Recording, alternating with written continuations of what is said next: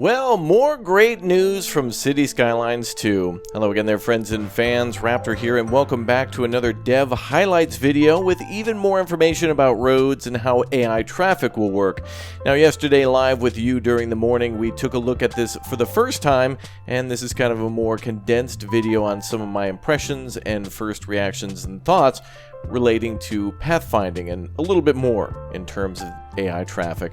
So there's been not only just a little bit of information about this, but also some other things that I was delightfully blown away by from the developers confirming my favorite thing so far about City Skylines, in addition to the whole modular buildings, like for example a power plant getting another boiler or generator added to it, which is a thing that allows you to put down police stations or fire stations or garbage, I don't know, like maybe a landfill or a incinerator, and be able to assign that to districts and it not being based off of radius as much anymore. So your roads are even more important. In other words, you could have a fire station in the middle of your city and have 4 districts around it and have that fire station in a perfect place near a highway to then react to fires all over the city. Now, the developers have also confirmed, of course, that all traffic lanes will be used, and they've confirmed a lot of things that people will, for example, value their time and their money over other things. In other words, like, for example, people will take a bus over a car if it's a shorter trip, or if there's more bus lanes, or that the cars, especially if they're, considered to be agents, will drive kind of the shortest route that is also the easiest, so the least amount of turns or stoplights on the route, even if it's a little slower. If they don't have to go through a rougher route, it'll be interesting to see how that'll play out exactly, but it seems that people just want a straight shot to their destination, which might mean that, again, buses and pedestrian roads and whatnot will be a little bit more important. Another thing that they confirmed is that emergency vehicles, of course, will act as their own entity that is more important. They have a priority over other traffic, and they'll do other crazy things like cut across different lanes and medians in order to get to the scene of an accident. And even people will run red lights too and possibly cause an accident. They elaborated a little bit more on how road conditions will implement basically make a difference in the road quality, so accidents will happen pretty much any time, but weather will make it happen a lot more. And of course, there could be multi-car accidents, which is kind of cool, like for example a car plowing into the back of a bunch of parked cars. Now, the game looks really good, but some things that stick out, like for example, if you notice in this video, is a sea of people waiting in the middle of a median that are absolutely blocking traffic. Now, this is probably an earlier alpha build, no telling how long ago that this video was recorded or this city was built precisely, but obviously we've got a ways to go before the release. And there,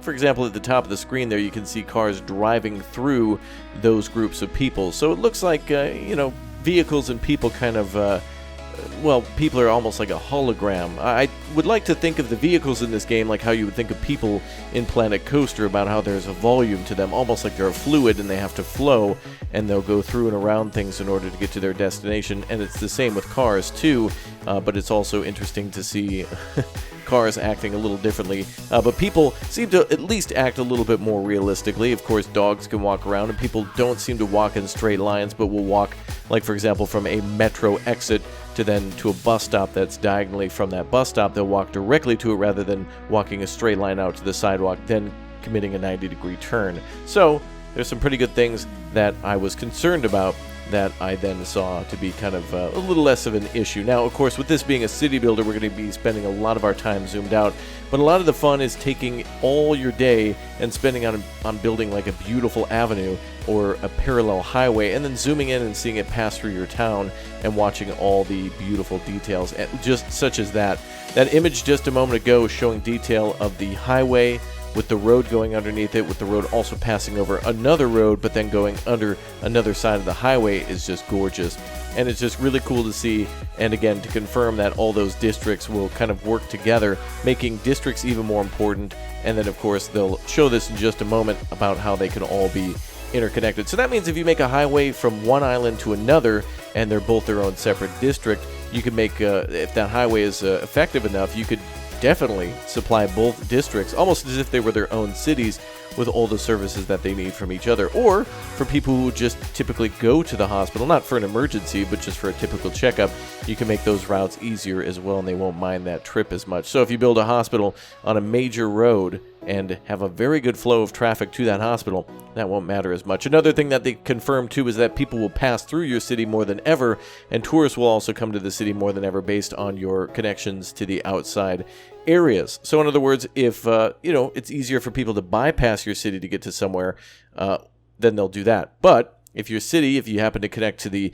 major highway network and your roads are so good that it actually provides a shortcut from, like, let's say, if you think of a square with the southern side being the entry point and the northern side being the exit, if people had to go all the way to the west to then go finally north and get to their destination, but eventually you build a connection that's directly south and north, you're going to see a huge influx of traffic and a huge influx of tourism, so both good and bad. But that makes it a lot more challenging to make roads not only for your city, but for people to pass through your city, which is certainly a good thing. All right, well, I want to show you now everything that the devs have to talk about from their very own self. So go ahead and stay tuned now to some more words from the devs. We're going to continue to follow these videos live on the channel, so make sure you subscribe and turn on that notification bell. We'll cover these as they drop from City Skylines, and I'm very excited for City Skylines too. All right, let's watch Managing Traffic AI. Let's talk about traffic AI.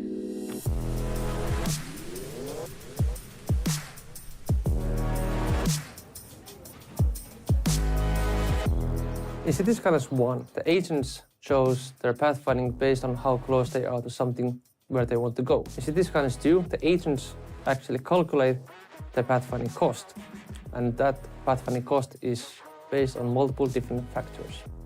The pathfinding consists of 4 major factors. The first one is time. The agents, all agents, be it citizens or trucks or anything in the city, they will always calculate how long it takes to travel from one place to the other. And this can be the speed of the road or the vehicle or walking or public transportation that they use. And this is the major factor in deciding which way they want to travel. Another important factor in pathfinding is comfort, which means how many turns they have to make, how near the parking is there something else that affects their comfortness of the road.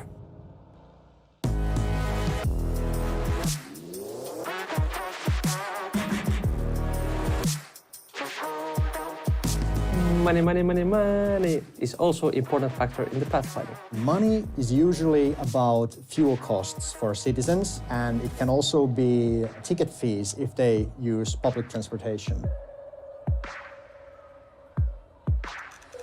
And then, last but not least, is the behavior. Most agents in the city follow all the normal traffic laws, ride on the right side of the road and don't make rash decisions in traffic, but certain vehicles, these being the emergency vehicles, can in certain cases do more dangerous decisions in traffic, such as making U-turns and thus cutting the travel time to their destination if they are responding to emergencies. And sometimes some citizens can go through traffic lights on the old greens, so to speak, trying to sneak in on the last second before the traffic light turns to red.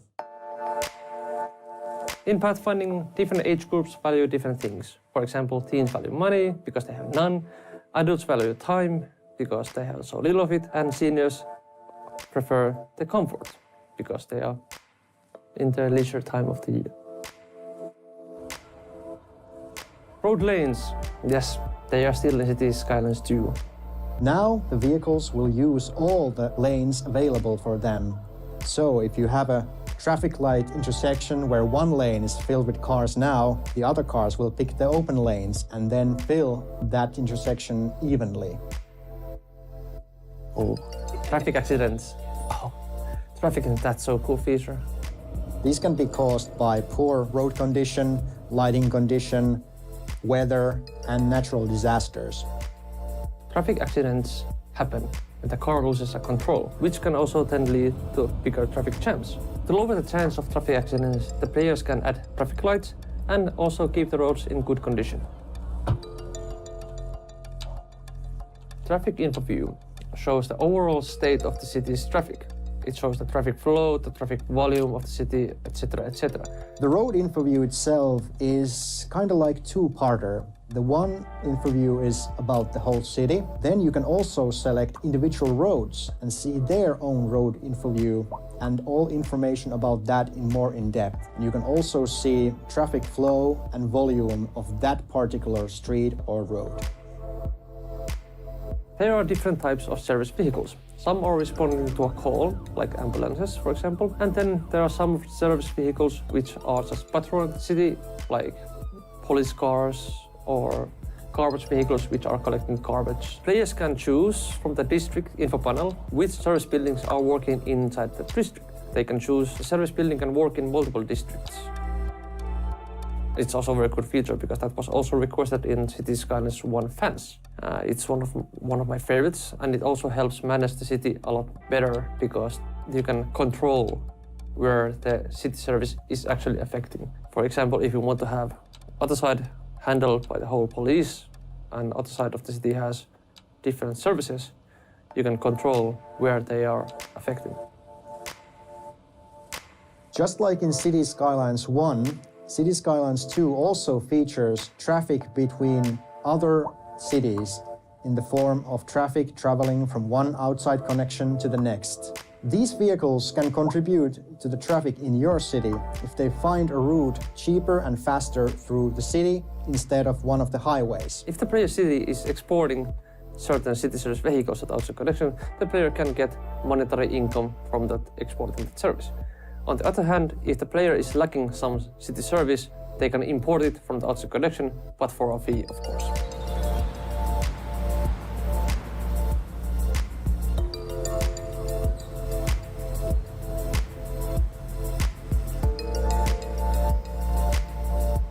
I don't know if you have to do like a thanks for watching, you know, the cliche YouTube ending. Thanks for watching. Remember to like and subscribe.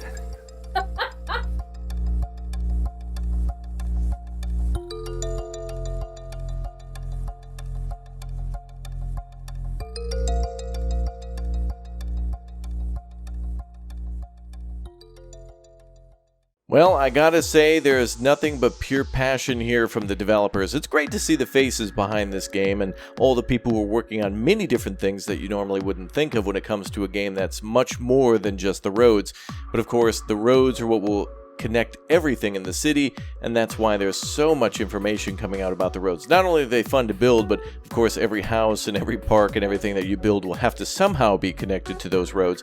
Some of the things that we were talking about during our live stream as we saw this live was that it would be nice to see buildings that could buffer between roads. For example, typically you would build a rail station now that's directly connected to the roads, and that the edge of the rail station, without mods of course, have to be directly connected to the road. And it would be nice if in the future game you could, for example, build a road, then build a bus stop onto that, then build a plaza where people from the bus stop or anybody coming in from the road or sidewalk can walk through that plaza to then reach the train station, and of course have all of that interconnected to where water and power can all pass under that plaza too, interconnecting with the roadways in a much different way. But that's all, of course, speculation and hype, and it is totally okay to get excited about this. So I want to know more from you on what you've heard, what you want to see, what are some things that you're not necessarily sure about, or things that you're very excited about. Blow up that comment section with all your thoughts and hopes about this game, and some of the things that you really liked in the first game that you want to see in the second game. As another note too, by the way, if you're watching this video before I think the mid-July 2023, the Summer Steam Fest is going on, the big O sale, the big Steam sale. So it might be a good time to finally get a lot of those DLCs before, or the base game before the new one comes out. Many people have been asking, is it worth it to get the first one before the second one? And I think that all comes down to your budget and, basically the time that you want to spend or have available before the new one comes out. The first game is certainly going to be a very good training tool for the second one. And I think for everybody who's played the first game, the greatest thing is that Cities Skylines 1 got us ready for Cities Skylines 2. All right, well, that's it for me today. Go ahead and comment down below. Let me know what you think. I want to certainly respond to a lot of your comments and get some great feedback from your ideas and things that you're really excited about too. So thank you very much for leaving a like, Thank you very much for subscribing. Don't forget to become a member, hit that join button, and I hope to see you all very soon for more City Skylines and more City Skylines 2. All that juicy info. All right, I'll see you all next time. Take care and have a wonderful day.